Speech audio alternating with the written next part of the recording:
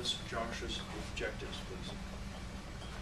Josh is speaking from the storytelling manual, speech number 5, Bringing History to Life.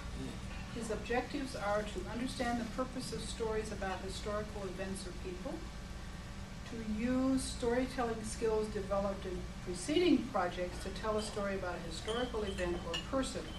And Josh has asked for a time of 5 to 7 minutes. Thanks, Mr. Martha. Toastmaster. Thank you, Martha. Abraham Lincoln was assassinated on April 15th, 1865. This was not the first attempt on his life, however.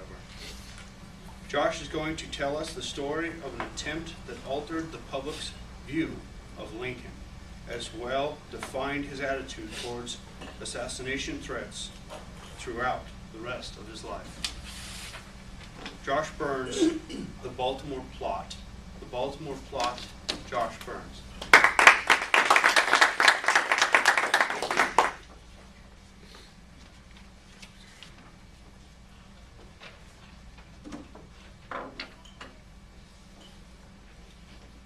Mr. Toastmaster, fellow Toastmasters. February 1861. It's a cold day in Springfield, Illinois. A man named Abraham Lincoln standing there giving a farewell speech. He's giving this speech because he's about to embark on a train ride. It's going to last 12 days, 12 stops, ending in Washington, D.C.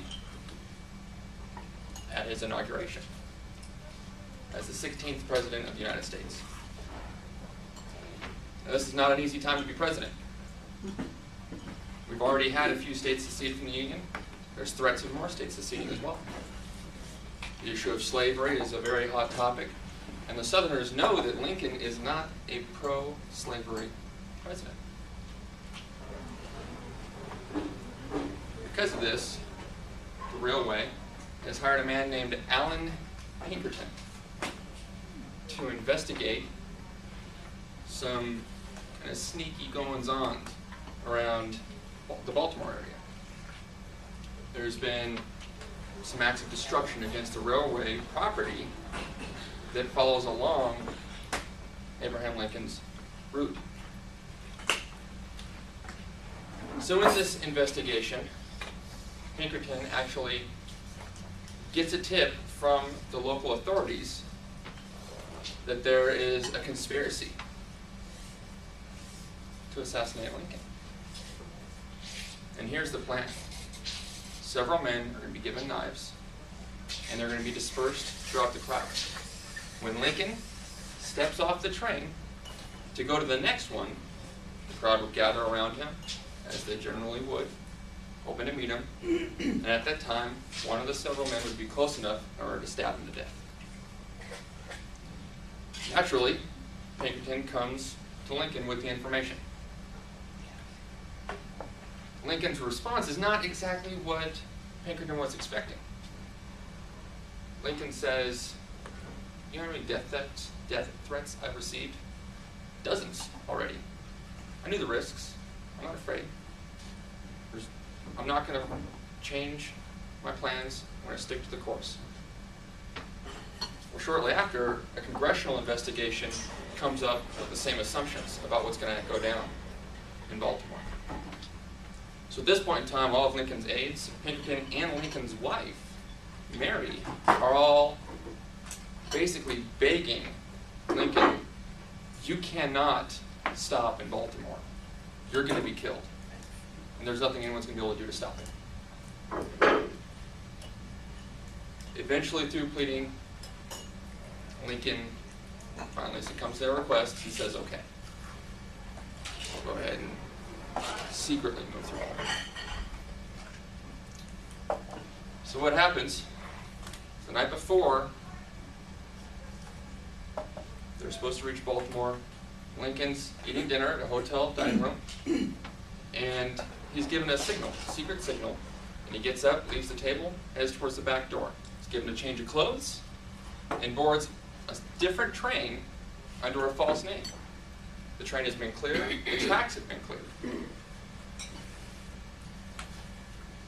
The telegraph lines have been cut all through Baltimore to make sure that no opposing forces could cause any problems by communicating. There are men stationed at each of the bridges and railroad intersections along the path that would hold up a lantern to signal when the train was approaching, the coast is clear, head on through. Now, the tricky part was Baltimore itself. How do you get through there? It's a train, and we're trying to do this all secret. And there was also a city ordinance that said trains couldn't pass through the town after nightfall. So they couldn't break any laws naturally either. Couldn't be saying that our new president is just breaking laws to save his skin. So what they do is they stop the train just short of Baltimore. And they hook it up to a bunch of horses.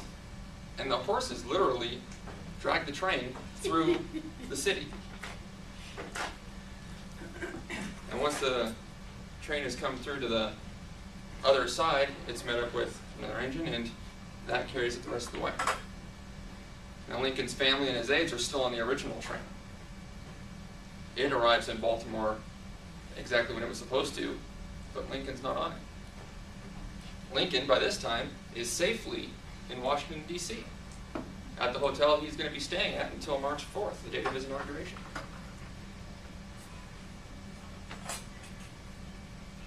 A lot of people look back on this and they wonder, was this the real deal? Was there really an assassination attempt? Because a lot of people got angry over this. There's a very famous cartoon drawing that was done of Lincoln in his night robes, peeking out of the sidecar, looking terrified at the sight of a cat sitting there. And it basically changed the public's opinion of him. They all thought, this guy's a coward. He's not going to stand up for anything. He's too afraid to even get off of a train if there's a hint of danger. There wasn't even any proof. And everybody just completely bashed him. Not just the South either, from the North as well.